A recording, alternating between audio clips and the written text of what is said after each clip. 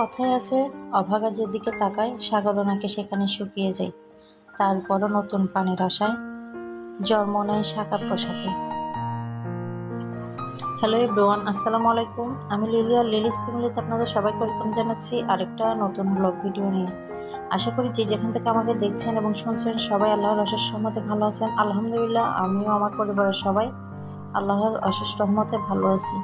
তো আজকের ভিডিওটা শুরু করছি সকালে আপনাদের ভাইয়ার যে ভাত রেডি করে দেওয়া, মানে দুপুরে লাঞ্চ রেডি করে দেওয়া। আর লাঞ্চ রেডি করে দেওয়ার পরে আমার ব্যালকনিতে যে টুকিটাকি সবজি ছিল সেগুলোই কেটে নিলাম, কিছু পুঁই শাক, একটা বেগুন আর তিতাকলা গাছে যে তিতাকলা। তারপরে হচ্ছে গিয়ে বেগুন কাটতে গিয়ে যে বাইরের দৃশ্যটা আমার চোখে ধরা পড়লো। তো আমার যে ছোট্ট একটা পরিবার আছে, আমার পরিবারের পাশাপাশি আমি তাদের সাথেও শেয়ার করে নিলাম। আর এই দৃশ্য দেখে মনে হয় না যে এমন কেউ থাকবে যে তার ছোটবেলার দৃশ্যের কথা বা স্মৃতির কথা মনে পড়ে যাবে না।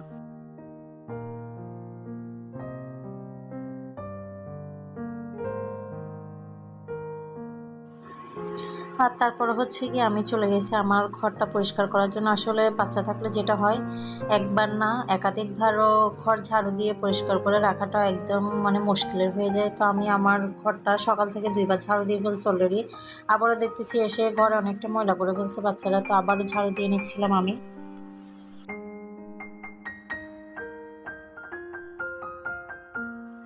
আর ঘর ঝাড়ু দিয়ে আসার পরে আমি আমার বেডশিট, যেটা গত 2 দিন আগে ধুয়ে দিয়েছিলাম বৃষ্টির কারণে একটু শুকাতে দেরি হয়েছে, সেটাই গুছাই নিচ্ছিলাম। যারা আমার ভিডিওটাতে ক্লিক করছেন বা আমার সাথে আছেন, আমার ভিডিও দেখতেছেন, সবাইকে আমি রিকোয়েস্ট করবো, আমার ভিডিওটার কোনো একটা পার্ট যদি আপনাদের ভালো লেগে থাকে প্লিজ আমার ভিডিওটাতে একটা লাইক দিয়ে যাবেন। আর যদি এই ধরনের ভিডিও আরও দেখতে চান তাহলে আমার চ্যানেলটা সাবস্ক্রাইব করে নেবেন। আর যারা অলরেডি এই কাজটা করে দিয়েছেন আমি সবাইকে আন্তরিকভাবে অনেক অনেক ধন্যবাদ জানাই আমার এবং আমার পরিবারের পাশে থাকার জন্য।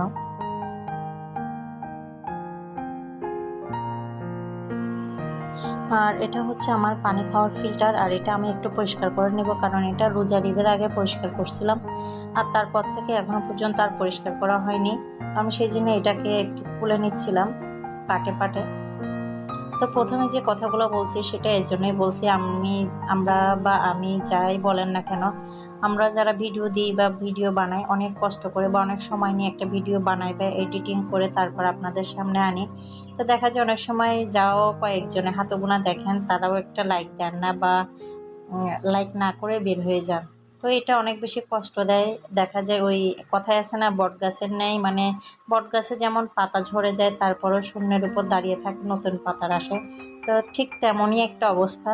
তো সেই জন্য অনেক বেশি কষ্ট লাগে যখন আপনারা ভিডিওটা দেখেন বা ভিডিওটাতে কোনো লাইক দেন না। প্লিজ যারাই দেখবেন তাদেরকে আমি রিকোয়েস্ট করব, ভিডিও থেকে বের হওয়ার আগে একটা লাইক দিয়ে যাবেন।